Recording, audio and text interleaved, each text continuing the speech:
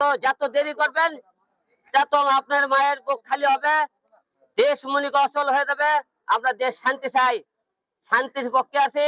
আমরা চাই না আর একটি মায়ের বুক খালি হোক, আর একটু বুক, একটি গুলি কোন ছাত্র বুকে, সাধারণ মানুষের বুকে পড়ুক। আমরা এরকম চাই না।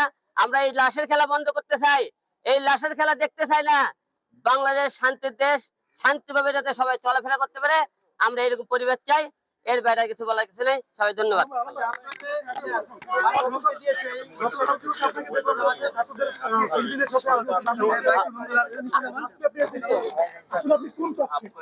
এখন আপনারা সবাই জানেন আমরা শান্তির পক্ষে, আমরা সেখানে আমরা শান্তির পক্ষে আছে।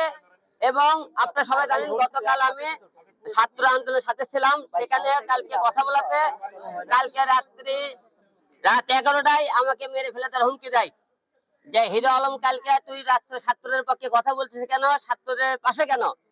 কালকে রাত্রে 11টার দিকে কালকে আমাকে হুমকি দেয়, তারা মেরে ফেলে তার হুমকি দেয়। আমার কল রেকর্ড আছে এবং সেই লোকের আমরা সবকিছু ঠিকানাও বের করেছে। এই হুকুমদাতা কি আমি জানি না, আমি আপনাকে কল রেকর্ড দেবো। কালকে আমি ছাত্রদের পক্ষে কথা বলেছিলাম দেখে তারা আমাকে মেরে ফেলে তার হুমকি দিয়েছে। আপনারা সবাই জানেন এরকম অনেকেই, আপনি এর আগে আমি কথা বলেছিলাম সত্যর প্রতি আমাকে মেরে ফেলে তার হুমকি দেওয়া হয়েছিল, কিন্তু মারতে পারেনি। আমার মতো এক হিরো আলম গেলে কি হবে? হাজার হাজার ছাত্র আজকে লাশ হয়ে গেছে, হাজার হাজার আজকে পরিবার আজকে অসহায়।